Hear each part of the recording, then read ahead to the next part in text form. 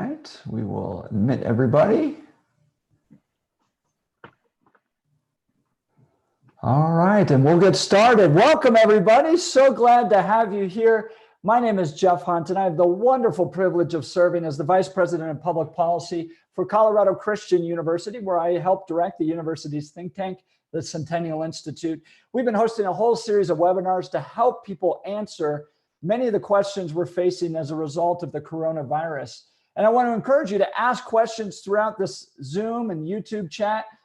Use the little chat features to ask your questions, and we'll do our best to answer them. Today, we're going to discuss educating your children amid the coronavirus pandemic. In the past few weeks, K through 12, as well as many universities across America, have moved classes almost entirely online. Parents have become homeschoolers overnight. Dr. Scheffel, who's going to be leading us today, is going to help us understand how schools are adapting to this new reality, how teachers and administrators are coping with these changes. And she'll even provide some tips for parents like us. I have 4 young children who all of a sudden became homeschoolers overnight. So how best can we utilize this time to invest in our children? And we're so great to have Dr. Deb Scheffel with us. She is not only the Dean at the College of Undergraduate Studies at Colorado, the Dean of Education at the College of Undergraduate Studies at CCU, but she's also a professor. And she previously served as Dean of Research at the University of the Rockies in Denver, Colorado, and Dean of the School of Education at Jones International University. She has held a tenured professorship at the University of Northern Colorado in Greeley, Colorado, and served as Director of Competitive Grants and Awards and Literacy Grants and Initiatives at the Colorado Department of Education, as well as a Special Assistant to the Commissioner of Education in Colorado in Literacy. She has an extensive background in assessment, serving as Director of Academic Assessment at 2 universities, and has been a visiting scholar at the United States Air Force Academy in Assessment. Even more than that, Dr. Scheffel was elected to the Colorado State Board of Education in November 2010 and served through January 2017, representing the 6th Congressional District. She was in February 2018 to complete a term on the Colorado State Board of Education, representing the 4th Congressional District, and was elected for a 6-year term in November of 2018, commencing in January 2019. Dr. Scheffel is passionate about quality public education, a range of available educational options, and knows the value of exemplary teachers, great school leaders, and who best know your children's educational needs and potential. Dr. Scheffel, thank you so much for joining us. How are you doing, first of all? Great, Jeff. Thanks for the opportunity to talk about this important topic. Everybody's facing this challenge, and it's just great to have the time to visit about how we can create great, successful opportunities for our students at this time. Well, you manage a lot of students at Colorado Christian University, a lot of student teachers preparing to become the next generation of educators in our nation, in our state. How has life been for them? How are you helping prepare them to be teachers that are going to go out in the midst of the challenges that we're facing? That's a great question. You know, we have 12 programs here at CCU in the College of Undergraduate Studies, and our students are required by law to complete at least 800 field-based hours that are supervised across a number of settings. Right now we have 12 field-based courses where they learn content, but they also pair that with time in the field. And I think because of the range of opportunities our students have when they're in the field, in classrooms, we have about 30 partner schools that we work with in the Denver metro area. And because of the kinds of experiences our students have, I think they're really well prepared to move into a situation educationally where they have to embrace online learning. Most classrooms and most districts do that anyway. They don't do it solely and exclusively, but many of them embrace technology substantially anyway. So I think our students are well prepared to jump into that genre and really make a difference for students in their classrooms. And I know our program at Colorado Christian University has been nationally acclaimed for our teacher prep and how they've and how uniquely they're prepared. So maybe talk a little bit about the program itself and how we invest in students to prepare them to become great leaders in education? Well, there's an entity called the National Council for Teacher Quality, and this is an entity in Washington, D.C. that looks at teacher preparation programs all over the nation and really evaluates them against a set of standards. And we have fared well under that type of scrutiny. We've been ranked in the top 2% of schools and colleges of education across the nation. And we're really recognized that way because of the strong content that our students have to master, and because of the range of field experiences that they participate in, because of the master teachers that we place them with in schools. We're specific about the kind of teachers we want them to learn from and model from. And so we appreciate that distinction, and we take it seriously. We always want to get better, but we feel that it gives us a great entity to benchmark against so that our students really master wonderful content, and they're experts in pedagogy as well. And we try to give them a real range of experiences so that they can experience online and charter traditional schools, traditional K-12 schools, charter schools, Christian faith-based opportunities in schools locally. And so we feel we're doing our best and continue to get better at preparing them for whatever eventuality they face in the classroom. Well, I think all of us as parents have always appreciated teachers, but now in the light to become teachers ourselves, we really value, and to hear that they are going through such a rigorous preparation program with Colorado Christian University, I think that's just wonderful. My kids are actually taught by CCU students, graduate of CCU students at their school. We go to a classical charter school, and I don't think I've ever told you this, Deb, but one of my son's teacher is a graduate of Colorado Christian University. She does a wonderful job, and I think we can appreciate them even more in light of the fact that we're having to take on some of these responsibilities now. Yeah, absolutely. You know, our hats are always off to teachers. They're the ones that love other people's children, that have patience, that interface with parents so that they can get the kind of backup they need to leverage the work they do during the school day and the work they do at home. And certainly at a time like this where everybody's adjusting to a new delivery model, our hats are off to teachers big time. And now they're trying to support parents in the home to try to make this happen. And you're right. I think parents will have a renewed appreciation for what teachers do all day long, all year long with the next generation. It's such a noble profession. Absolutely. It is a God-ordained profession. Absolutely. I do want to remind you, if you do have questions, go ahead and enter them in the little chat feature or on YouTube, and we'll do our best to answer them. So Dean Scheffel, as I mentioned, you sit on the State Board of Education. Can you give us a little insight on what the last few weeks have been like for education decision makers in the state of Colorado? Well, it's been very challenging for everybody because there's been a lot of ambiguity and a lot of, looking for guidance. As you know, Governor Polis ordered all public and private schools closed through April 17th. So we've been, preparing for this and really engaged in it currently in a big way. Nationally, 46 states have closed schools, and that affects almost 55 million students. Here in Colorado, about 1 million students. We have about 1,900 schools in the state, about 1,000 of them elementary, and 500 high schools, 300 middle schools, roughly. And so just think of all the moving parts locally and at the district level, and then at the state level that we're trying to deal with. The Department of Education belongs to the Unified Command Center, and when the governor created a state of emergency, the Department of Education, which works with the state board, became one of the entities that deals with all the decisions that have to be made around how to implement this. The Colorado Department of Health and the Department of Public Safety are the two lead agencies, and then the Colorado Department of Education articulates with those agencies to set policy and guidance to make the governor's order come to fruition. And so been dealing with a lot of detail around how to support schools. I think a lot of the work the Department of Education has been doing is creating protocols for decision making and also creating resources online for parents. So help us understand a little bit how it's governed via education. We are what's called a local control state, which means that a lot of decisions are made at the district level, as it's not just always kind of top down. Can you tell us a little bit about how the Colorado Department of Education is interfacing with local school districts to get these resources to help stay safe and then also still go in their educational pursuits. That I think it's important to remind everybody, school's not done just because we're not meeting in brick and mortar buildings. We're continuing on in day-to-day education, but tell us how you interface a little bit with local districts. Right. Well, Colorado has 178 districts.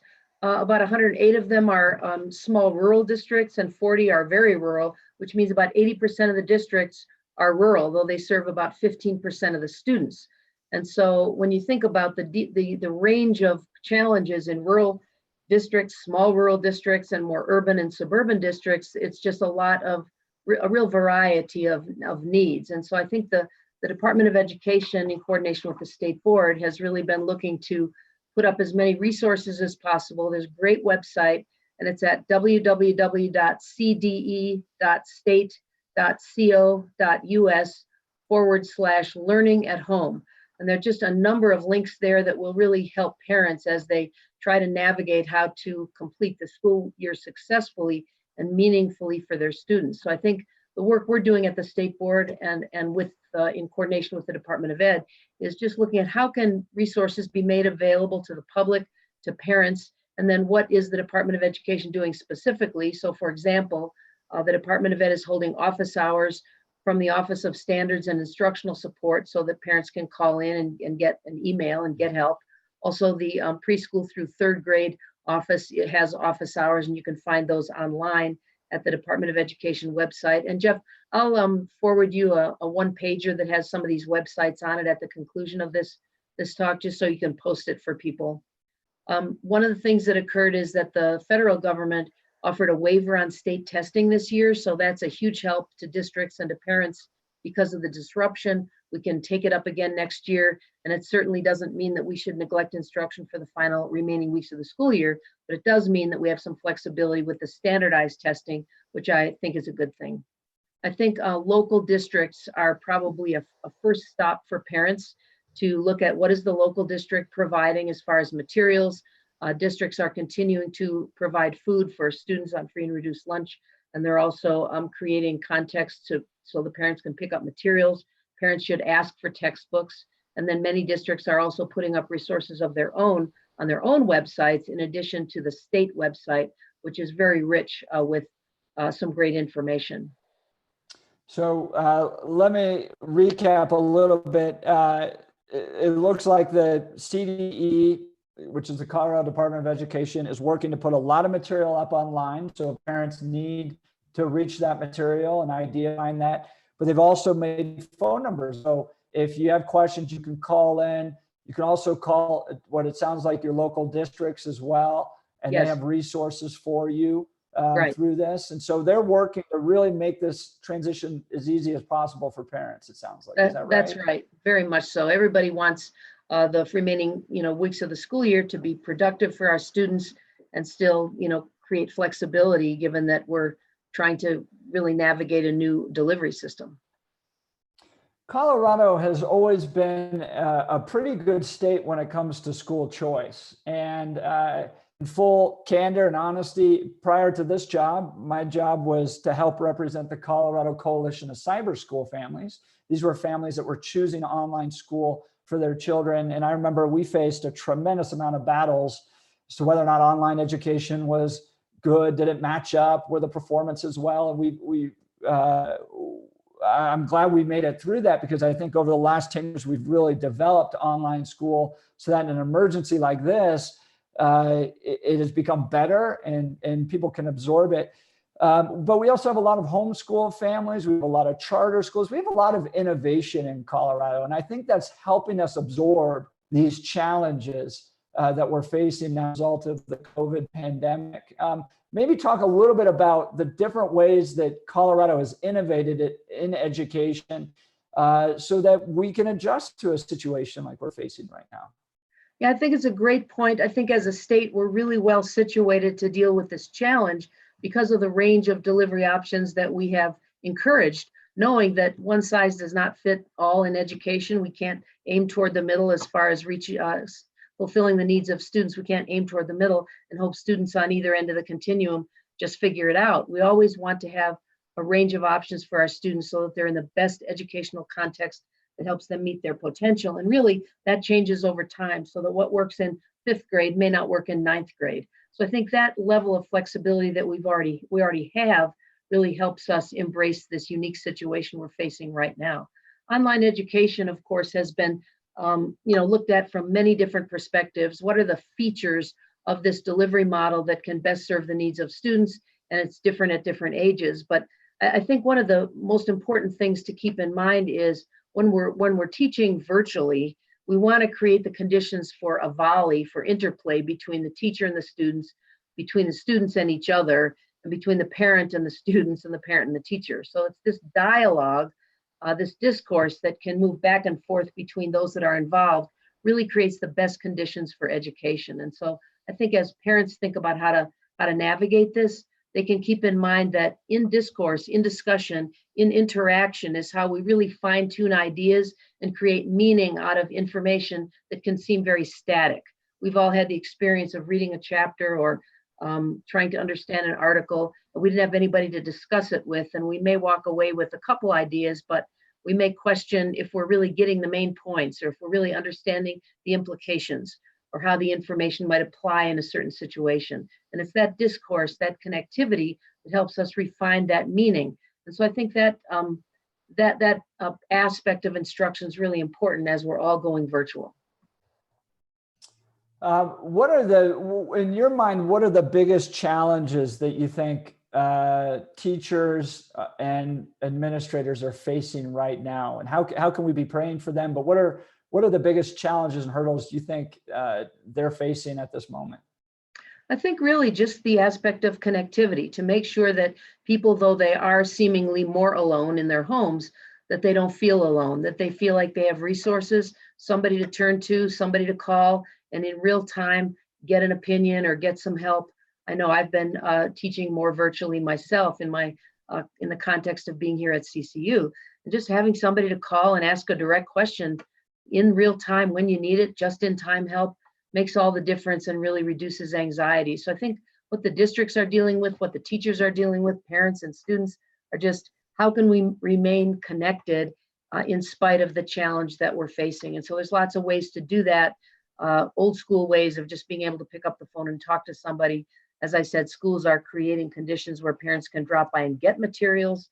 And then of course, just using learning management systems virtually, but being able to use them in a way that you can get your questions answered. So you're not sitting staring at the screen, caught in a pause and just not able to move to the next step. All right. Now, Colorado Christian University, compared to a lot of other universities, was able to adjust relatively quickly to the pandemic because, well, we have 1,400 residential students. We have 7,000 students that are online. So we have online that was part of our livelihood here at CCU, and we had to adjust, and it was a big mountain to get over. But because we had the infrastructure built, we were able, I think, to do that very successfully. There's a lot of public elementary schools and K through 12 that had to make some pretty significant changes. How are schools doing so far, in your opinion, with regards to the adjusting to online when they were traditional brick and mortar, what we would call a sage on the stage, the professor up front, that interaction that's happening, the dialogue that's taking place in classrooms? From your perspective, sitting on the State Board of Education, do you feel like the traditional brick and mortar schools have been able to adjust relatively well to this change? You know, from what I'm hearing, I think it's mostly the attitude that's so wonderful in Colorado, that district superintendents and teachers and principals have embraced this with great passion because they believe so strongly in the importance of education. So I think attitudinally, we've been really well situated as a state. People have been stepping up, asking for resources, being creative, connecting with friends and parents and teachers and others that they can get help from. So I think in general, we're in a good place. That being said, there remain challenges, particularly in some rural districts that may not have the bandwidth to do synchronous online education. That becomes a challenge in those cases. Local districts are making textbooks available and more hard copy, old school type materials available. But really, most schools many schools, and certainly in the more urban and suburban areas, already use some kind of online interface with parents so that they can post information and materials and send links and such, so that there already is an infrastructure in place to some degree. And I do know, however, that there still are some districts that are not able to rely on that as heavily as other districts. So there's some variability there, but I think what wins the day in this case is just a great attitude of creativity and embracing the challenge, knowing that just knowing the importance of it for all of our students. That's great. That's great. And I've noticed that with our family as well. I mean, the bandwidth going on and off in our house because my daughter's doing a Zoom with her fifth grade teacher right now.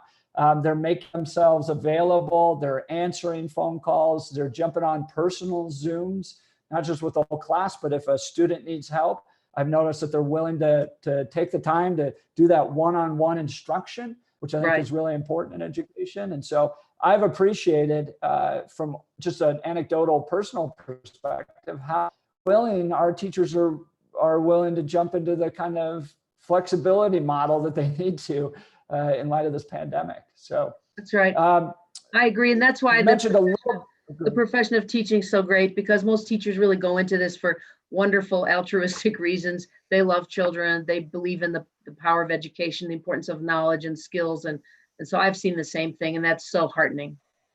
Absolutely. You did mention earlier on free and reduced meals. These are meals that children rely upon. What are schools doing to make sure that they're meeting those needs for children as well? Yes, there's a map on the Department of Education website, and it's that same one I quoted earlier at cde.state.co.us/learning at home. And there's a map there that shows where there are locations where parents can pick up food that their kids would normally get during the school day. So there's a huge deliberate effort to ensure that students who need that service don't go without it during this time. Right. All right. So now I want to pivot a little bit, unless anyone has questions about the policies that we're facing as a result of the coronavirus pandemic. But I do want to pivot now to advice you can give to parents like me, Deb, who are now at home with our kids. I've joked that our dog is still trying to figure out what's going on because no one's left for nearly 3 weeks now. And normally she kind of gets the house by herself for a few hours each day. And here we are, always around. And on top of the workload that I think a lot of parents have to face, which is a heavy workload, we're now trying to help our kids throughout the day with all the different assignments that they have and what they're doing to learn. So maybe start basic. What are some good tips to keep parents encouraged during this time? And then we can maybe get into specific areas where they can find some good curriculum. Okay, great. Yeah, I think one of the most important things to remember is just that this is such a great opportunity to bond with your children. I mean, it's not usual. Usually everybody scatters and there's very little time together. You hear families often talk prior to this about how hard it is to even have time to have dinner together a couple times a week. And now everybody's together every night during the week. So I think instead of resisting it, I think a great idea is to embrace it, knowing that time is the most precious thing we have with our children, and taking advantage of it, taking time to increasing those great memories that you can create together. And it's just a great opportunity for parents to, in real time, in authentic situation like this, to show, parents are learners too. And so we're all learning together with this delivery model that we're embracing, and the parents are learning along with the kids in some respects.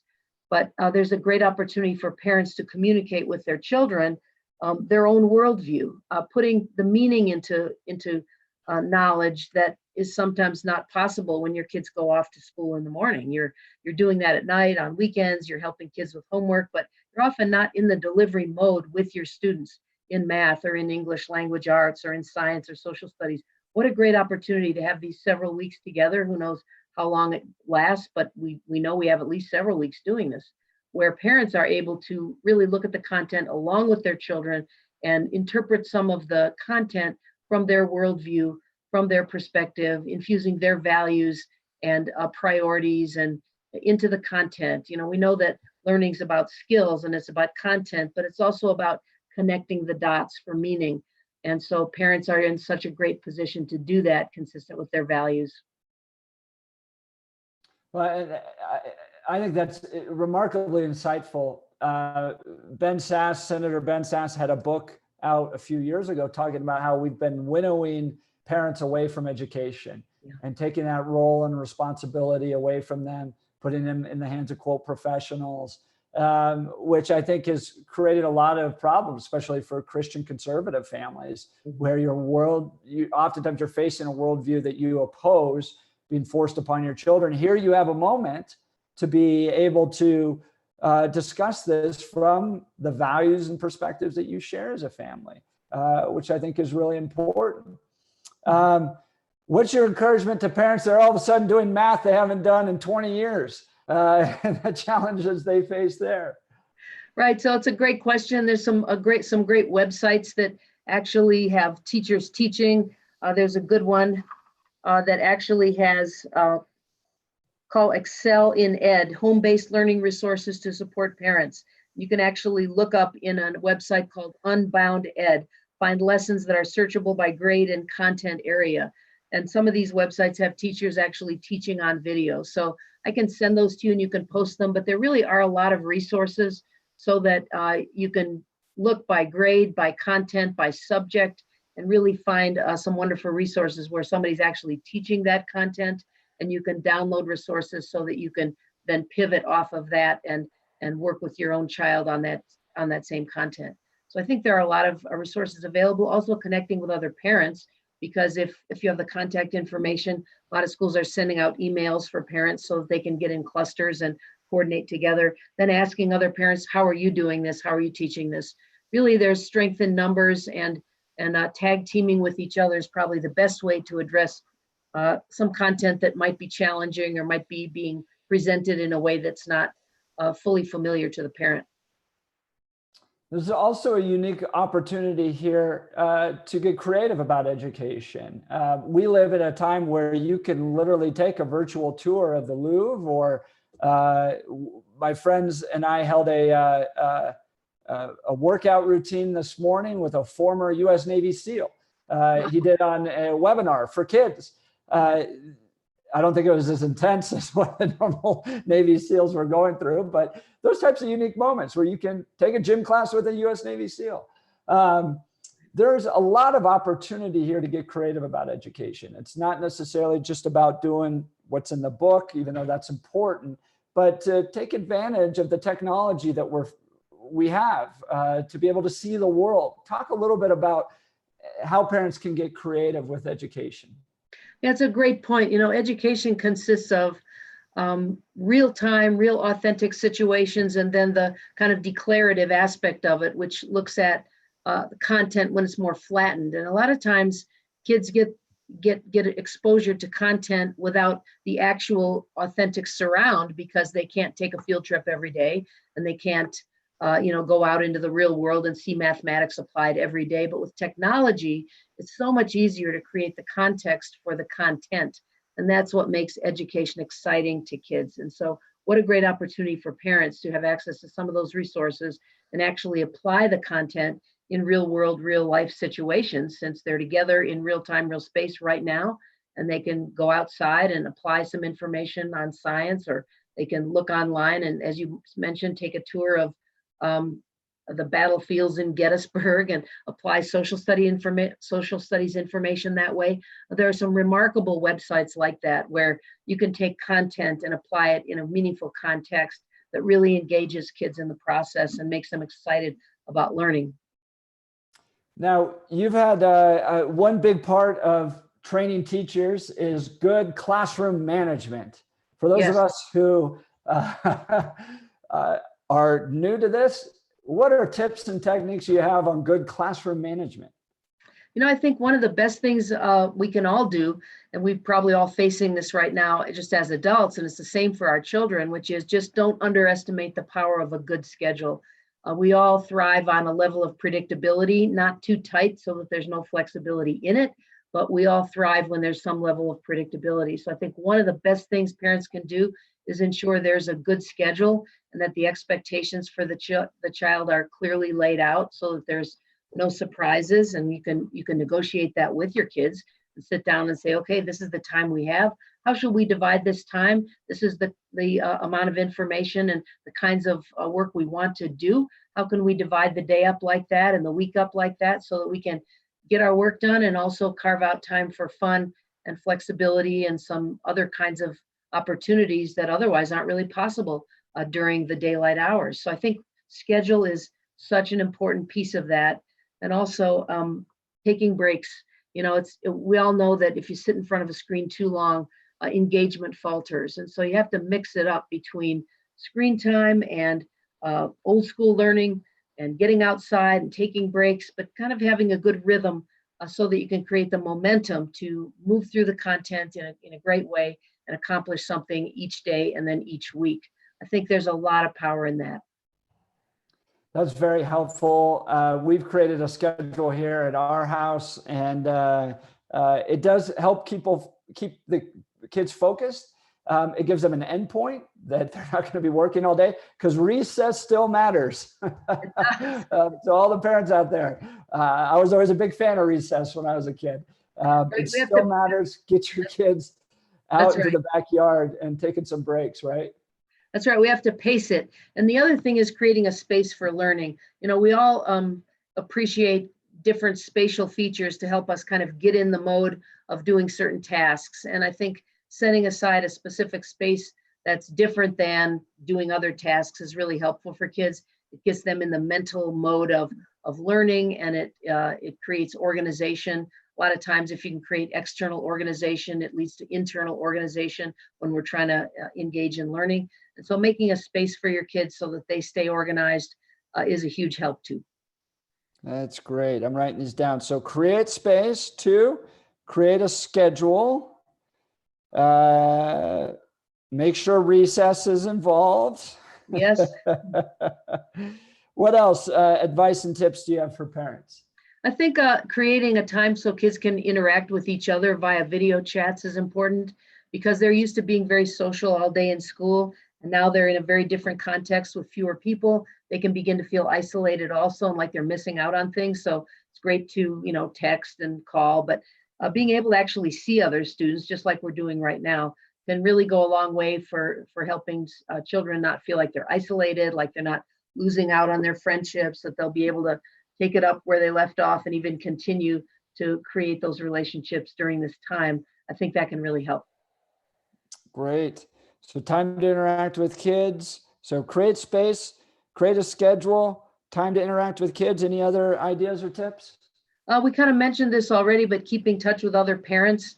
We all really gain from each other. Everybody's facing similar problems, and yet we all look at it a little differently, and we all may have a little different access to resources. So I think it's great to, get a cluster of parents that are in your area where you can connect every week or every couple of days. Just how's everybody handling this? What resources have you found?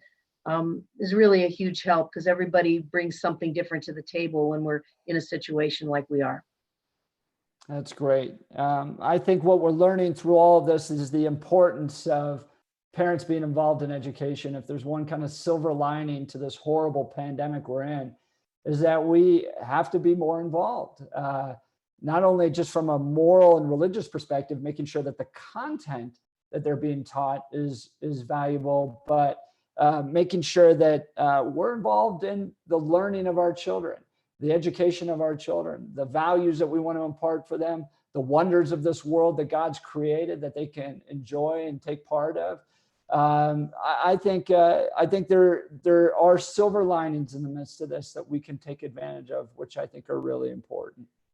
Yeah, I agree. And one of the most important things about education is it creates the tools for thinking. And so it's one thing to master content and knowledge, and all that's helpful. But what we really care about with our children is, how are they learning to make sense of life? How are they learning to think about things, face challenges and solve them, get to know God better, understand life in the context of spiritual reality and their relationship with God and with Christ? I mean, these are such important areas. And I think as parents interface with their children for more time in this context of learning, formal learning, they can think more deeply about that and really get to know their kids better and get to know how they can support them in a greater way in their education that they may have not really thought about in the past. Right. We are getting some questions. They want to get access to your resources. We'll post those online after this. If you follow me on Twitter at Jeff Hunt, twitter.com/Jeff Hunt, you'll find them there. We're working to update our website, so hopefully we can have some resources on these webinars that we're hosting there. But this is a great set of resources. Dr. Scheffel, you also have a list of different things that people can follow with regards to classical education, different resources like that. Maybe share some of the ideas you have there. Yes, there's a couple of really good ones. There's a press that I really like, Veritas Press. It has to do with classical education resources from a Christian worldview. There's another one called Scholars Online that's excellent in classical education. Well-Trained Mind is another. And again, I'll send these to you so that, and annotate the website so that people know what they'll find when they click on those links. But there's just some great resources here that will contextualize learning in a way that really enriches it from a Christian worldview perspective and a classical education perspective. That's wonderful. I'll share with you some of the stuff we do here at our house. So if you have some tips and ideas or looking for some things to do, education.com is great for K through 5th grade. They have whole learning sessions, games they can play online, worksheets they can fill out. And if you get a premium subscription, you get kind of more access to that. We like that here. Brilliant.org is kind of older. So I think really about 11 on up. But you can dive into algebra, geometry, pretty good training and learning techniques there. So brilliant.org. A lot of people don't realize this. The largest online education platform in the world is YouTube. And a lot of us use it for, how to fix parts in your car or something's broken in the backyard, but they've got some great resources there as well. My family and I really like Mark Rober. He's a former NASA engineer. He's got a really fun YouTube channel where he walks through the physics of certain things. So he built the world's largest super soaker and walks you through the physics on how that works. He's actually teaching classes Monday, Wednesday, and Friday, free online on stuff like why is the sky blue? Why do boats float? All that stuff. That's pretty interesting. It's very entertaining as well. So Mark Rober, that's R-O-B-E-R. We really like him on YouTube. A supporter of the Centennial Institute pointed this out to me. There's a great company out there called KiwiBox, where you can send a box to your children or grandchildren, and it's how to build a pinball machine. And you build a little pinball machine with the components they send you, or a little basketball hoop that you can play with. And so it's kind of gets into the engineering, building side of things that kids can be a part of. So a lot of resources to keep kids there. So those are some of the stuff that we really like. That brings up a question, Dr. Scheffel, what about screen time for kids? You mentioned it's important for kids to get away, but they can easily during this time be sucked into television and video games and spend all day over there. Any thoughts or concerns about those types of screen engagement for kids and families? Yeah, I think it's really important that since they're going to be using screen time more than they normally would during the instructional hours of the day, that their recreational use of screen time be looked at too. So you don't want kids on the screen all day, both for recreational purposes and educational purposes. And the reason for that is just because it's a two-dimensional learning genre, and it doesn't create the context for real interaction with people. And so to the extent that there can be opportunities with chat and using a video context, that's great. But I just think we need to use time to actually be with each other in three-dimensional, real time, real space, and not always be looking at a two-dimensional screen. There's been a lot of studies that look at brain processing issues when kids are spending too much time on a screen. It's not as active a medium as real time, real space interfaces. And so parents have to be cognizant of that they're not instructionally using the screen all day and then at night using the screen again for recreational purposes. They need to get outside and interact with nature and reality in order to create the kind of experiences that underpin good child development. That's great. That's great. So, if I was to sum up kind of your recommendations to parents, number one, parents need to be involved. They need to be engaged in this process. I want to encourage you, it's not going to last forever. God Right. bless our teachers. We'll get them back into the classroom at some point, but at this stage, you need to be involved. Number two, create a space for them to learn, and a unique space in the house that is where they're going to be going to school. Number three, create a schedule, and make sure that you follow the schedule, and that it's good for kids to have that type of structure throughout the day. Number four, make sure we have time for them to interact with kids some point during the week, Zoom, face-to-face, or phone call, where they can still interact with their friends and their peers. Number five, keep in touch with other parents. Share the challenges that you're having. Find creative ways to educate your children, but stay engaged with other parents as well. And number six, get creative. Look for those opportunities online to expand education outside of maybe just what they need to do for their existing schoolwork, but take advantage of the time that we live in, where you can go take tours and online tours and be creative about what you can do. Did I sum it up generally pretty well? You did a great job. That's perfect. Did I miss anything? No, I think you really hit the main ones. I think the most important one of all of those is just what a great opportunity this is, in spite of the reason that we're engaging in it. The reason is one that's very difficult, but the outcome for the moment is just more time with our children, more time to understand how they think and how they learn, and to share with them our values, our perspective, our worldview, and infuse that into the content that they would be learning if they were in traditional school right now. It's a great opportunity in many ways. That's great. I will kind of wrap up here with maybe some bigger questions, bigger scope questions. Online education has been coming this direction for a long time. How does education change in light of the coronavirus pandemic? Do you see any major structural changes? Will we still need brick and mortar? Are those still important to the development of children and the options that parents can choose? How about homeschooling? Where do you kind of see that going as a result of this pandemic?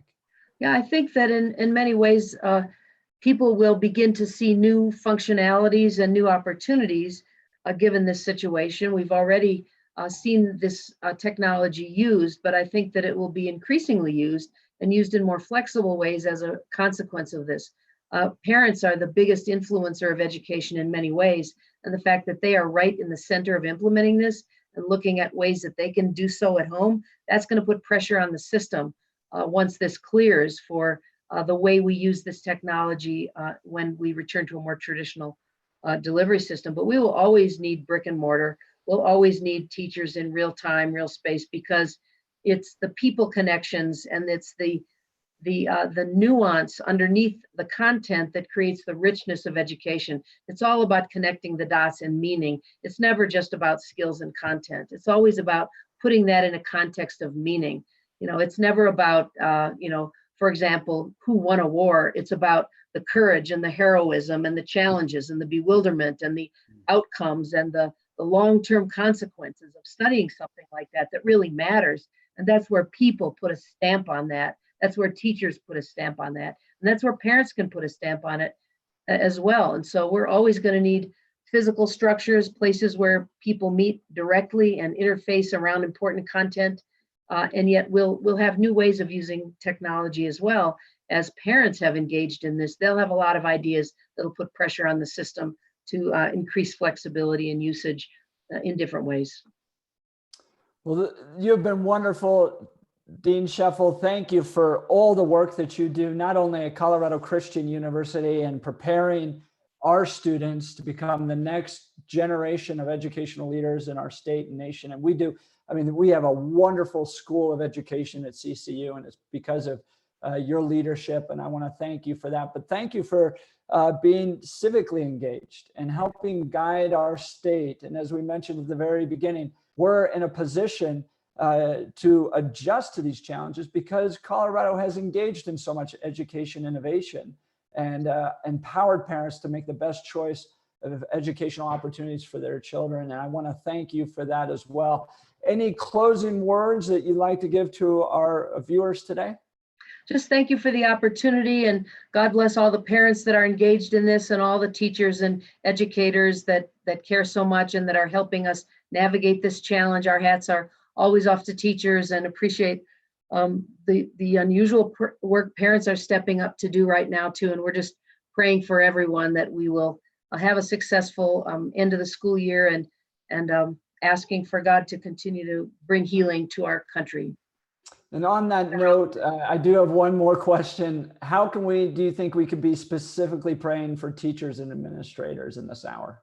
I really think we all just need wisdom. That's what we need. We need wisdom as to how to support parents, how to support our children, the next generation, how to prepare them for what they're facing, and really asking God for healing around the globe and in our nation, and just for wisdom and for reliance on God and what he can provide us as wisdom from his word.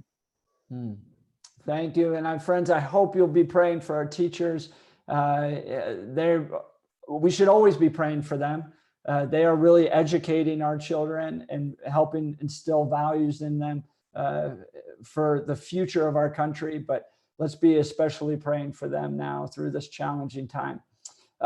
Thank you again, Dean Scheffel. We're so grateful for you. Friends, I do want to bring light to the idea or to the upcoming schedule that we have.